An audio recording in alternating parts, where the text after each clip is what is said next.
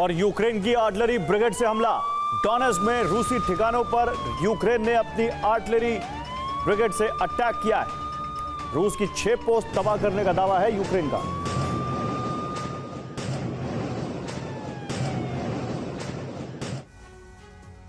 तो हमले सिर्फ रूस ही नहीं कर रहा है, बल्कि यूक्रेन भी रूस को जख्म दे रहा है। यूक्रेन यूरोप की मदद से रूस की तेल रिफाइनरी को जला रहा है। आज यूक्रेन ने रूस में लगातार 7वें दिन ड्रोन और मिसाइलों से अटैक किया। माना जा रहा है कि यूक्रेन के हमले इसलिए तेज हुए क्योंकि अमेरिका ने उसे रूस में लंबी दूरी के हमले की अनुमति दे दी है। ज़ेलेंस्की ने आज घोषणा की है कि वो पुतिन को ऐसा जख्म देंगे जिसकी कल्पना किसी ने नहीं की होगी। तो सवाल यही है कि आखिर अब ज़ेलेंस्की और उनकी सेना करने क्या जा रही है।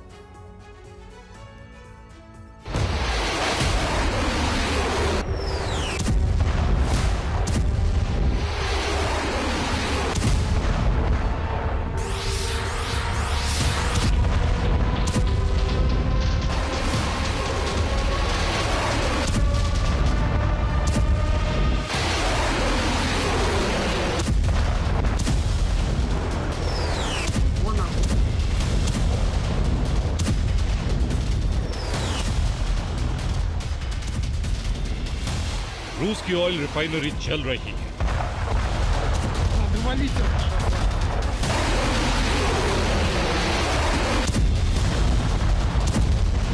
रूस के पावर स्टेशन भस्म हो रहे हैं।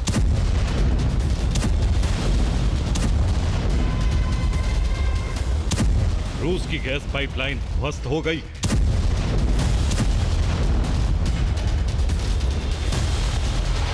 रूस के पावर ग्रिड तहस नहस हो रहे हैं। यूक्रेन ने इतना विध्वंसक हमला किया है कि रूस के 8 शहरों में विनाश की भयावह आग भड़क गई। ये तबाही की वो आग है जिसमें रूस का एनर्जी सेक्टर जल रहा है। ऊर्जा ठिकानों पर हमलों की वजह से रूस की तेल उत्पादन क्षमता में भारी कमी आ गई।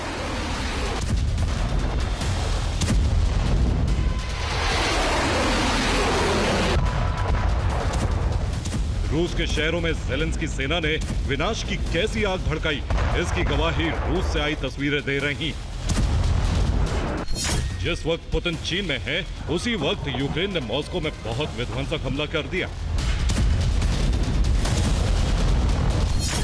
यूक्रेन ने मॉस्को में रूस के ऊर्जा ठिकानों पर हमला किया।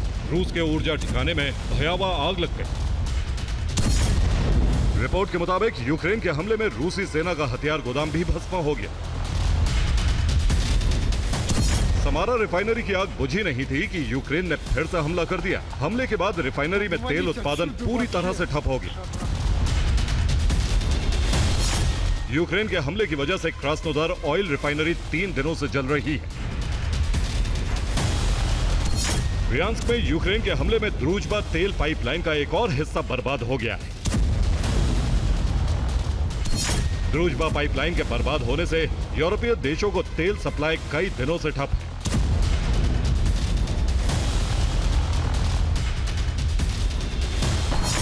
कुर्स्क में यूक्रेन ने ड्रोन से धावा बोलकर रूस के पावर स्टेशन को तबाह कर दिया।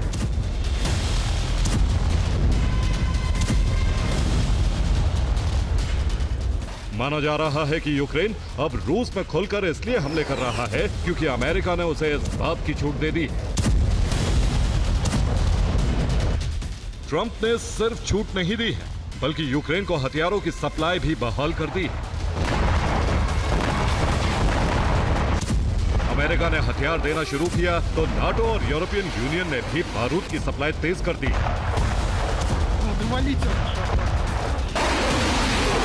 यही वजह है कि यूक्रेन अब रूस में जबरदस्त तबाही मचाने में कामयाब हो रहा है।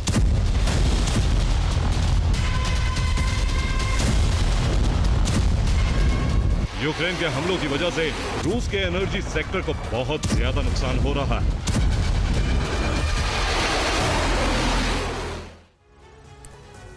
तो यूक्रेन के हमलों की वजह से रूस में तेल उत्पादन की क्षमता में भारी कमी आई है। रूस में अब 32% कम तेल उत्पादन हो रहा है।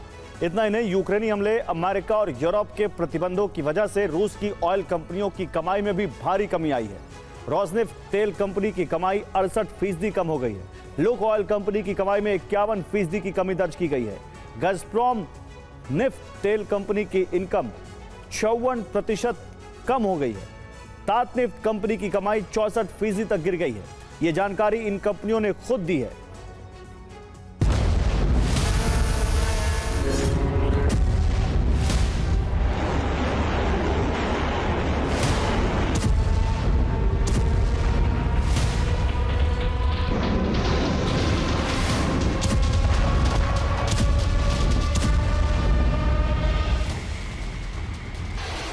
यूक्रेन के हमले से रूसी धरती लगातार 7वें दिन भी दहल उठी। यूं तो यूक्रेनी फोर्स ज्यादातर रूसी ऊर्जा ठिकानों को टारगेट कर रही है, लेकिन इसके साथ ही रूसी सेना से जुड़े सेंटर, हथियार गोदाम और हथियार बनाने वाली फैक्ट्रियों को भी जलाया जा रहा है। क्रीमिया के सिम्फेरोपोल एयरबेस पर हमला कर यूक्रेन ने रूस के 2 हेलीकॉप्टर को बर्बाद कर दिया। यूक्रेन ने रूस के सोची एयरपोर्ट को भी टारगेट किया। हमले की वजह से एयरपोर्ट पर उड़ानें रोकनी पड़ी। तुला में यूक्रेनी इंटेलिजेंस ने रूस के अंडरग्राउंड हथियार गोदाम को ध्वस्त कर दिया। वोल्गोग्राद में यूक्रेन के विस्फोट की वजह से कपड़ा मार्केट में आग लग गई। यूक्रेन ने रोस्टोव के 5 इलाकों में हमला किया। विस्फोट की वजह से 11 इमारतें बर्बाद हो गई। बेलगोरोद में यूक्रेन ने ड्रोन हमला कर रूसी सेना के ठिकाने को समाप्त कर दिया।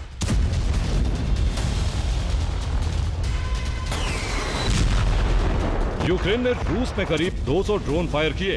रूस का दावा है कि उसने यूक्रेन के 112 ड्रोनों को हवा में ही तबाह कर दिया, लेकिन बाकी ड्रोन तबाही मचाने में कामयाब रहे।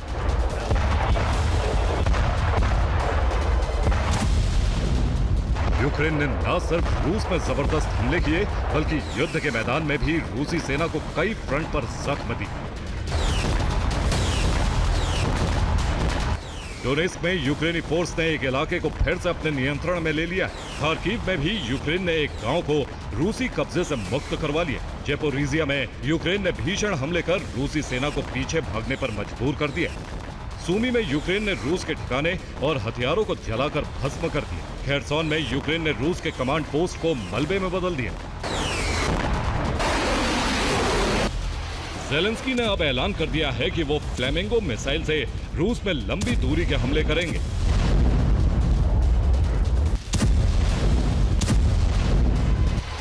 ज़ेलेंस्की ने यह घोषणा तब की जब ट्रंप से उन्हें रूस में लंबी दूरी के हमले की अनुमति मिली।